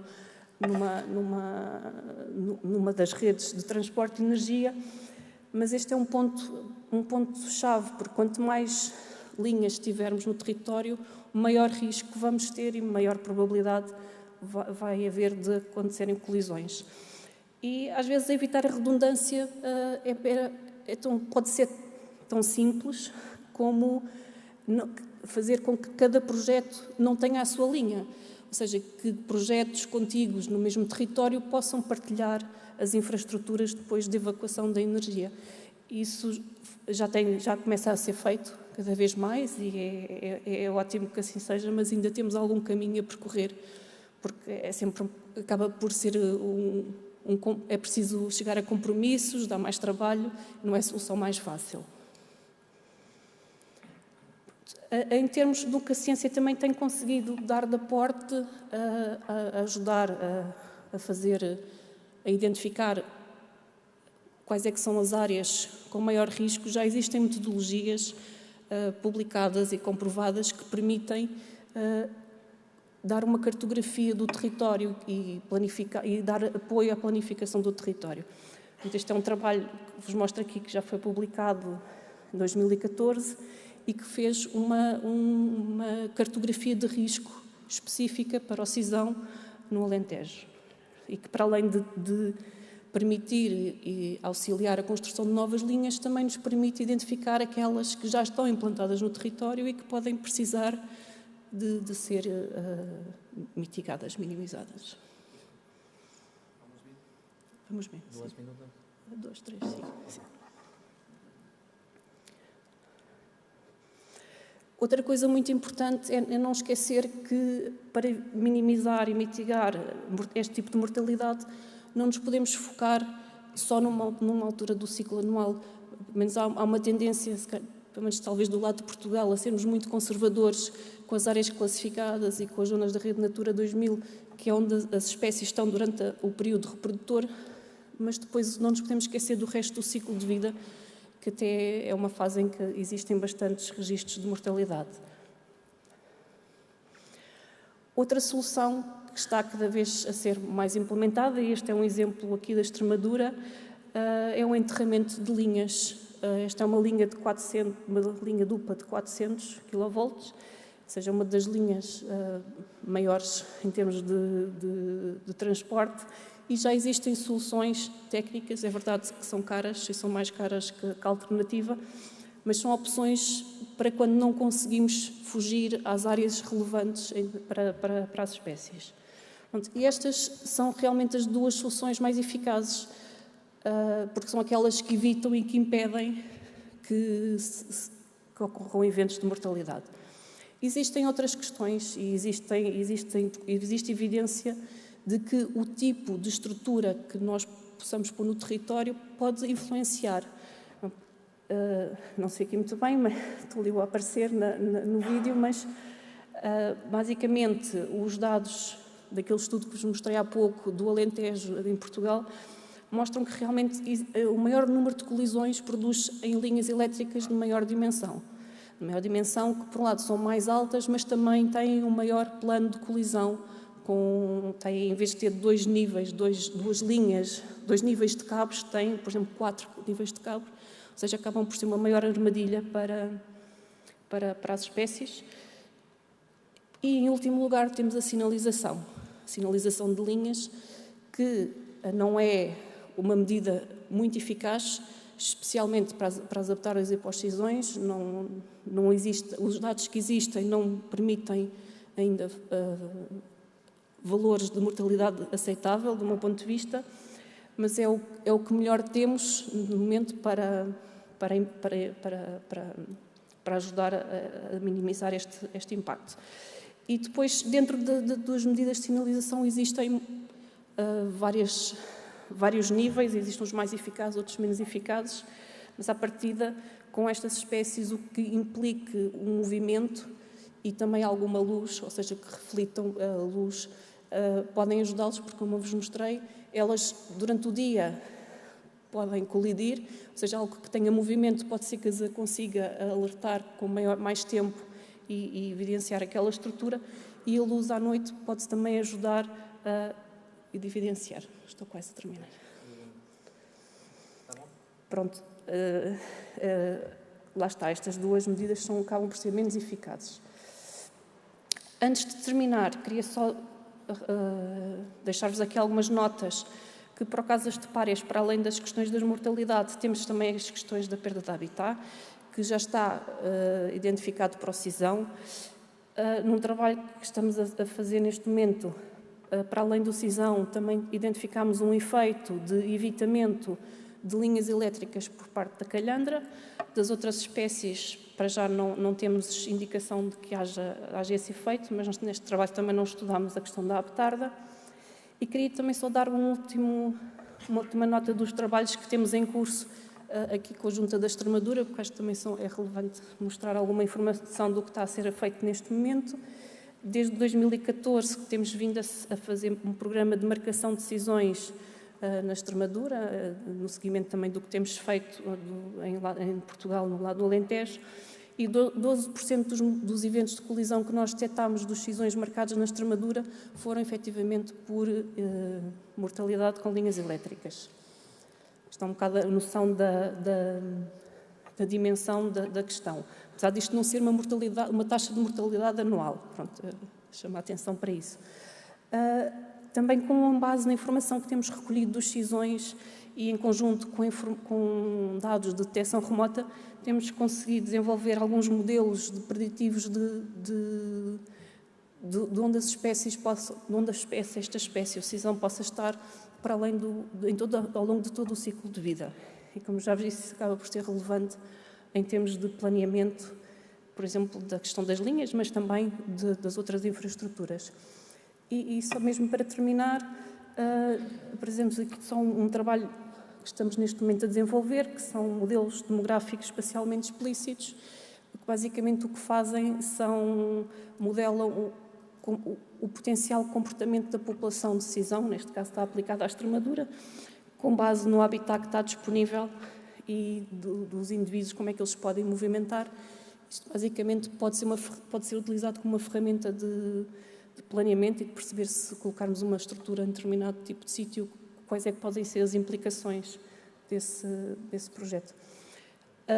Deixei só aqui esta referência, que apesar de ser um artigo científico, foi feito a pensar nos gestores e nas pessoas que trabalham no terreno e que está feito com uma linguagem bastante acessível, internacional, e eu acho que pode ser importante para quem trabalha nestas temáticas.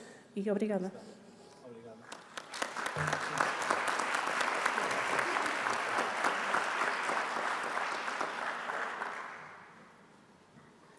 Bueno, sí, se me oye. Muchas gracias a los cuatro. Yo creo que han sido muchísimas cosas interesantes, muchísimas preguntas que yo he apuntado y seguro que vosotros también. Pero preferimos que tengamos ahora un hueco al menos un cuarto de hora. Organizadores, hasta menos cuarto, ya que hemos empezado un poco más tarde. Entonces, quizás vamos a empezar con las preguntas, que hay alguna en streaming. Sí. Álvaro, yo creo que dirigidas a ti. Me da la impresión, porque yo no las veo desde aquí, ¿eh? No, bueno, si te parece bien, Álvaro, la formulo yo la pregunta y tú, si te parece bien, la contestas. Sí, es una pregunta que, bueno, son dos preguntas que tenemos por streaming. Es un mismo tema, con lo cual las vamos a condensar en una misma pregunta para que las puedas responder. Bueno, desde la plataforma Salva tu Tierra nos comentan un poco a ver cuál es nuestra opinión sobre la instalación en este sitio dentro de un núcleo, de un ecosistema desado de gran valor y de gran riqueza, de un megavertedero de residuos industriales y cuáles podrían ser las medidas para su gestión sostenible o respetuosa con el medio ambiente. Bueno, efectivamente, no es sobre mi presentación, pero nosotros financiamos toda clase de proyectos, desde un puerto donde van a atracar cruceros, hoteles, se financiaban incluso minas. Entonces, yo que más que tan concretas, yo me centraría en el proceso. El proceso no debería ser solo un EIA, que es lo típico en España. Nosotros hacemos ESIA, Environmental and Social. Y el social no significa información pública, que por cierto la ley dice un mínimo de 30 días, no dice que sean 30 días. La ley dice que tiene que ser un mínimo de 30 días. El proceso de participación pública debería involucrar desde el momento 1 a los dueños del terreno.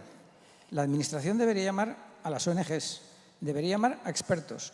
Y esas consultas públicas deberían ser a lo largo del proceso hasta que se produce la declaración de impacto ambiental. Y esa es la manera en la que nosotros trabajamos. Luego, cuando nosotros ya hemos decidido eso, se cuelga y se hace la consulta pública ya a un nivel mucho mayor. Y se suelen hacer por 60 días. Entonces, yo creo que para este y cualquier proyecto, ese debería ser un proceso más adecuado a lo que se están haciendo las cosas. Porque ahora una EIA, aquí te lo hacen en 8 días, con visita al sitio en un solo día. Y esa es la realidad. Estoy recordando los estudios de impacto ambiental en Sudáfrica, donde un parque eólico se ha parado por plantas, no se ha parado por las aves, pero es que les ha costado 800.000 euros. Un estudio de impacto ambiental. ¿Cuál es el precio que se está pagando en España? Entonces, yo creo que es el proceso en sí. El Banco Mundial tiene una serie de requisitos que los tienes que cumplir y si no los cumples no hay dinero. También tendrían que estar involucrados quién va a financiar eso. En muchos de los proyectos eólicos están Banco Sabadell, la Caixa, CaixaBank, está el BBVA. Pues todos esos juntos desde el minuto cero. Y ahí se llega a una conclusión. Si alguno de los ponentes quiere añadir algo más. Una pregunta que me ha salido. Para ti. En los países donde no se puede garantizar que eso se cumpla porque la legislación sea muy escasa, muy poco desarrollada, ¿cómo se garantiza que la administración lo haga? Porque es que nos ha pasado en Túnez o en Marruecos que los procesos de participación de información son muy básicos o prácticamente muy débiles y que la administración no tiene tampoco mucha capacidad y los consultores tampoco. ¿Cómo se garantiza? Pues exactamente igual. Vale. Voy a hablar del caso de 2015, Jordania, reserva de la biosfera de Dana. Desde el minuto 1, en la mesa se sentaron los promotores, los académicos de las universidades, había uno en concreto que estuvo en contra en todo momento y estaba el Ministerio Jordano de Medio Ambiente, que lo único que hace es decir, venga, sí, usted haga el proyecto, pero no tiene idea de nada. Desde el minuto 0 nos costó 1 año y medio hasta que el proyecto salió adelante y todos en la misma mesa y al gobierno se le explica. Porque ahí, claro, también hay que decir una cosa, quien pone la pasta manda. Entonces, en ese caso estábamos nosotros, el Banco Mundial, el Banco Europeo de Inversiones, pero todos juntos. 17 reuniones, 17. 20, 20. El Gobierno solo dice la declaración de impacto. Kenia. En Kenia el Gobierno da la declaración de impacto a un parque eólico. Resulta que hay una colonia de 200 parejas de buitre de Ruppel y otra cerca de buitre de espalda blanca, y al final, ¿qué hicimos nosotros? No financiamos el proyecto porque el promotor no podía garantizar una mortalidad cero de buitres. Y no lo financiamos. Eso se hace fuera de España. En España no se hace eso. Eso lo hicimos nosotros. Entonces, los bancos, por ejemplo, digamos, los bancos españoles están adheridos a la Asociación de Principios de Ecuador, pero que son una serie de directrices muy similares a las del Banco Mundial. Con lo cual, lo que pasa es que al nivel de las consultoras no se llega al nivel de detalle de una especie concreta. Entonces, se habla más en general de los impactos y tal. Entonces, no se llega a hacer un análisis tan profundo.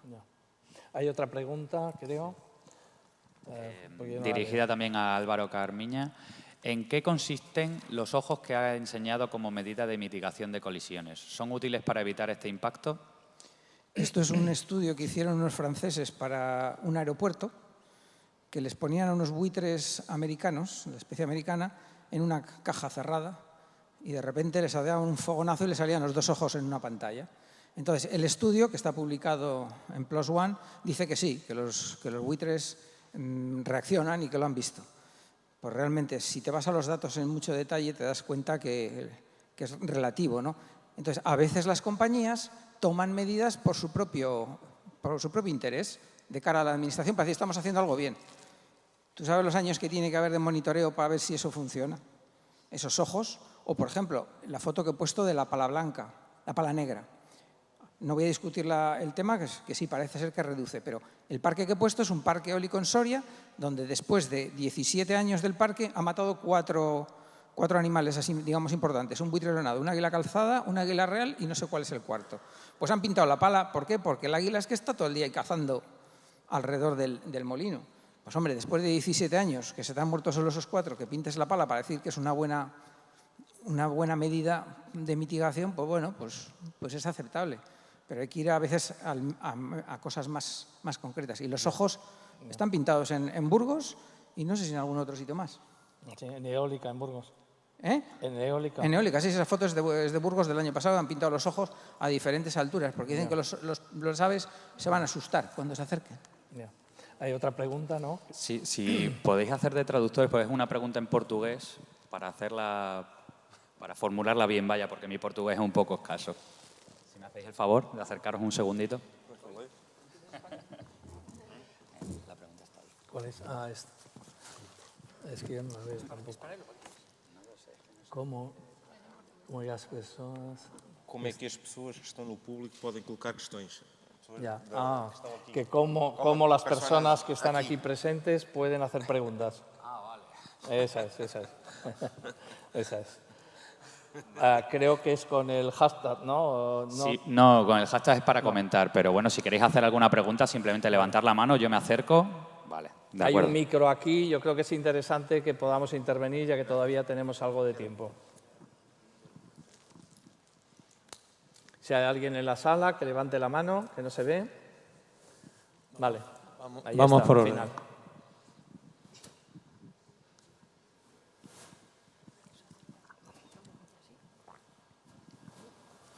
Hola, buenos días. Para Álvaro Carmiña. Dos preguntas. Una, el tema de los sensores en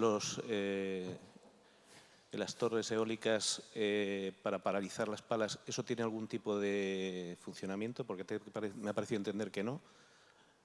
Sé que hay algunos con sensores infrarrojos. Y la segunda pregunta es relacionada con el tema del seguimiento y vigilancia. Todos estos datos que has presentado de seguimiento y vigilancia yo trabajo en la administración y sabemos que muchos de los seguimientos y vigilancias son mentira. Pero también es verdad que la competencia del seguimiento y vigilancia son los órganos sustantivos que muchas veces no tienen personal técnico para poder analizar esos datos, ni siquiera a veces los analizan, ¿vale?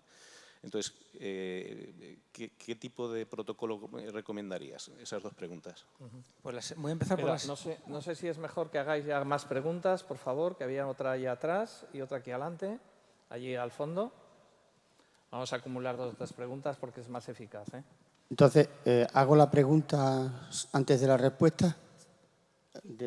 Vale, vamos a ver. Mi pregunta es si hay algún estudio hecho sobre el impacto de los campos electromagnéticos que crean los grandes tendidos eléctricos sobre la flora y la fauna que hay en el entorno, porque tengo entendido que esas grandes conducciones eléctricas crean campos electromagnéticos muy potentes y no he escuchado nada a ese respecto.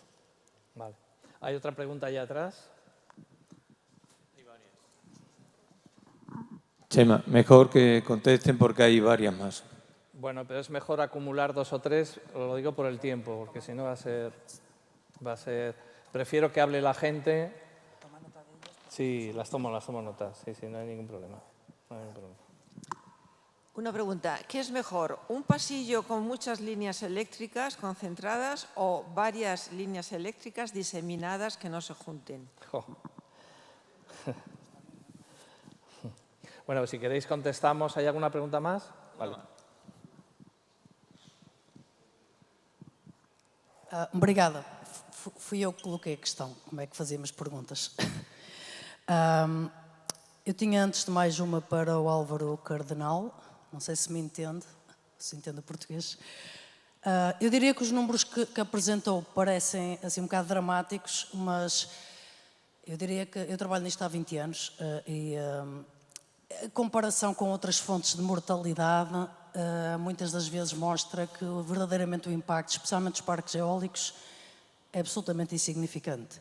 E ele é importante quando é em áreas realmente relevantes do ponto de vista de conservação, e aí sim, outras fontes de impacto não existem, edifícios, estradas, etc. Mas em todas as outras áreas não é muito importante. Eu não sei como é em Espanha, mas em Portugal praticamente não existem projetos de energia eólica e solar em áreas de rede Natura, muito menos em parques naturais. E, portanto, especialmente nos últimos anos, e nomeadamente, por exemplo, neste momento com o grande boom dos parques solares, eles nem sequer são permitidos em rede Natura. Portanto, eu penso que é uma não questão a dada altura. Eu acho que é importante focar no que é importante e não fazer parecer um bicho-papão e de que isto é tudo terrível, é tudo dramático. Peço desculpa, não subscrevo. Por outro lado, sobre a questão da monitorização, nós já temos projetos que são monitorizados a vida toda, mas a monitorização devia ser feita até os dados estabilizarem, não é enquanto há impacto. E eu fiquei um bocadinho baralhada da maneira como apresentou essa informação e sim, regra geral, não são feitos com a duração que deviam, ou seja, até à estabilização dos dados. Por outro lado, em relação à questão da mortalidade, nós em Portugal durante mais de 10 anos usamos cães treinados para fazer a monitorização de mortalidade em parques eólicos e linhas elétricas e, na verdade, o que os dados revelaram foi que a mortalidade é bem inferior àquilo que os estimadores estão a dizer que é. Isto regra geral, não em todos os casos, claro. E isso, com os cães, teve a vantagem de não só vai apanhar áreas mais longe do que aquilo que é o raio de mortalidade, como também teve a vantagem de ir buscar áreas que nós, pessoas, não conseguimos ir prospectar. E, portanto, acho que são resultados que são importantes. Nós somos de uma consultora de ambiente, confesso que nunca publicamos, mas vamos partilhando essa informação. Em relação à Ana Teresa Marques, olá Ana. Por favor. Eu diria que... Por eu favor, peço, estou mesmo a acabar. Se puedes é a última questão. acabar, te lo agradezco. O tempo que me está a chamar a atenção é mais do que eu ia gastar.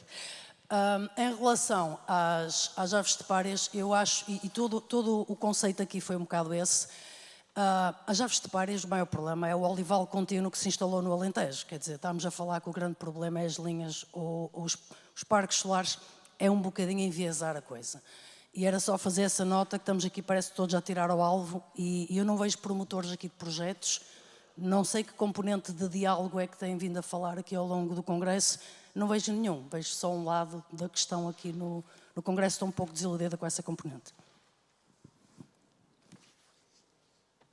Vale, pues vamos a intentar responder las preguntas. La primera era, yo creo que era dirigida a Eduardo. Álvaro, perdón. Respecto a los sensores. ¿Cómo funcionan los sensores? Los sensores y la carga de trabajo. Los sensores básicamente son cámaras que detectan el ave cuando pasa y en teoría hay unos que dicen que emiten sonidos, que son los pájaros, tenemos ya demostrado y presentaremos este año datos en un congreso, que en teoría paran el molino y el pájaro o lo asustan o paran el molino y así no hay colisión.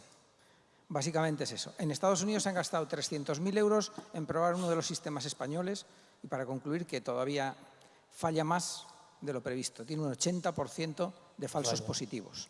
Entonces, aquí en España en las declaraciones de impacto se pone. Y respecto a la carga de trabajo, nosotros hacemos algo que se llama due diligence.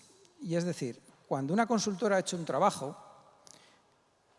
asignamos a otra consultora la revisión técnica profunda del trabajo que ha hecho esa consultora. Y entre los tres, nosotros financiadores y las dos partes, la consultora que lo ha hecho y la que lo revisa, se hace una evaluación de cómo de bien o cómo lo tiene que mejorar, porque no es suficiente. Los datos estos se han conseguido con acceso a la información ambiental. Y es como lo estamos publicando. De acuerdo. La segunda pregunta era relativa a los campos electromagnéticos, supongo que de las líneas de transporte de alta tensión. Yo solo voy a decir una pequeña cosa, a ver si Ana tiene que decir. Hay una persona de la Junta de Castilla y León que ha publicado ya algo al respecto hace bastante tiempo.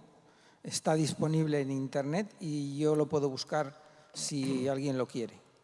Y el que me quiera escribir, mi correo es muy sencillo, alvaro.camina.cardenal@gmail.com. No sé si Ana... Buenas preguntas. Sí, brevemente, he buscado la referencia porque no me recordaba. Básicamente, yo creo que los impactos que se han estudiado más bien sobre aves. Creo que sobre flora, fauna y tal, o sea, quiero decir, sobre flora y árboles tal, ¿no? Sobre aves, sobre todo en cuanto a no me sale la palabra, a orientación. Puede tener un efecto, por ejemplo, en la migración, si los campos son muy fuertes. En la fisiología y en el sistema endocrino también se ha visto. La referencia, bueno, hay un par. La verdad es que los impactos todavía no se conocen muy bien, pero los pocos que hay son, bueno, si quieres te los paso o los miras aquí. Balmori 2015. Es que es ese, el que yo decía, Alfonso Balmori. Vale, de acuerdo, muy bien. De todas maneras, los campos electromagnéticos está poco estudiado, pero lo que se sabe es que sí que puede tener de las líneas de transporte y de las líneas precisamente de evacuación, esas famosas que han hablado antes en la presentación, son las mismas. Que son las mismas, pero que realmente pues son un desastre de eficiencia absoluta. El llevar electrones de un sitio a 1000 kilómetros, pues imaginaros dónde se va a quedar al final. Bueno, la siguiente pregunta es muy interesante porque además está relacionada en Extremadura, cada vez que damos un paso. Antes había 4 líneas, ahora hay 4000 y cada una por su lado. La pregunta es, ¿qué es mejor? ¿Un solo camino para las líneas o cada línea por donde quiera? ¿Qué es la realidad actual de Extremadura? Bem, aquilo que é importante perceber que em termos de evidência científica tudo isto é muito difícil de provar, porque nós não conseguimos fazer experiências de de testar se é melhor uma linha aqui, se de uma forma dispersa. Pronto, mas aquilo que está, a evidência que temos é que é melhor as linhas estarem concentradas do que dispersas. Claro que se estiverem concentradas num sítio muito mau, também não pode ser, não é? Mas há sempre as orientações e as melhores guidelines para a construção de novas linhas indicam sempre construir estas estruturas, por exemplo, ao pé de autoestradas, ao pé de outro tipo de estruturas que já existam e que de alguma forma já criem alguma descontinuidade no território. Relativamente aos campos eletromagnéticos, também não tenho mais informação sobre o assunto. Foi algo que já em tempos tentei estudar e não houve grande interesse nessa área. E depois a questão de se o problema das estepárias são só os olivais, eu acho que ver isso desta forma é bastante redutor, porque é verdade que, pelo menos em Portugal, e as aves estepárias estão bastante concentradas no Alentejo, e tem havido transformações bastante grandes em termos do uso do solo, com uma construção gigante de... Sim, rápido. Sí. Si está sobre las líneas, En fin, yo quiero recordar aquí una cosa precisamente de Adenés. Nació Adenés hace más de 40 años y una de las campañas más obsesivas de Adenés desde aquel momento era hacer alegaciones a toda línea de alta tensión o de media que se colocaba en el territorio, precisamente para mitigar su impacto y para crear una racionalidad en los corredores. Con la aceleración de las renovables desde hace 5 años para acá, el desastre es mayúsculo, es decir, ya imaginaos si no hay tiempo ni para alegar a los parques normales como para alegar a las líneas de alta tensión, pero es un problema gordísimo. Ya no las vemos en el paisaje, pero es un desastre absoluto, es decir, ya van con corredores en cualquier sitio, están autorizados de cualquier manera y yo no sé si eso puede ser parable o imparable. Quería de todas maneras la última pregunta, porque es portuguesa, por favor, si que tenemos un poco de tiempo, la última pregunta de la persona portuguesa, si podéis contestar vosotros, porque yo no me he enterado de nada. Bueno, de nada no, muy poco. Lo siento. Muito breve, sim. Só para então, de la última pregunta. A última pergunta que tinha relacionado se realmente, no ponto de vista das aves estepárias, os projetos de energia são ou não relevantes e se o efeito dos olivais não seria mais grave. E eu acho que isso é uma visão muito redutora do problema, porque as aves estepárias, por exemplo, o cisão regrediu quase 70% nos últimos 15 anos em Portugal. E isto não se deveu apenas às questões de colocação de novos projetos agrícolas de culturas permanentes. Por exemplo, para além das culturas permanentes, temos a questão do gado superintensivo, mesmo em áreas de rede Natura 2000, temos um problema grande de carga ganadeira, especialmente de vacas, mas depois temos umas populações, e o caso do cisão está comprovado, que têm uma taxa de sobrevivência anual de 60%. Nenhuma espécie com uma taxa anual, a não ser que sejam coelhos e espécies de micromamíferos que se reproduzam de uma forma bastante elevada, isto não é sustentável. Ok, eu concordo que o principal problema das estepárias, pelo menos neste momento, não são os projetos de energia, não são as linhas elétricas, mas com certeza estou plenamente convicta que tem um impacto relevante no que está a acontecer nestas populações. Aqui 3 breves comentários. Primeiro, em relação à localização das linhas elétricas, serem agrupadas ou não, o melhor é ter menos linhas elétricas e a forma de conseguir isso é com mais produção descentralizada.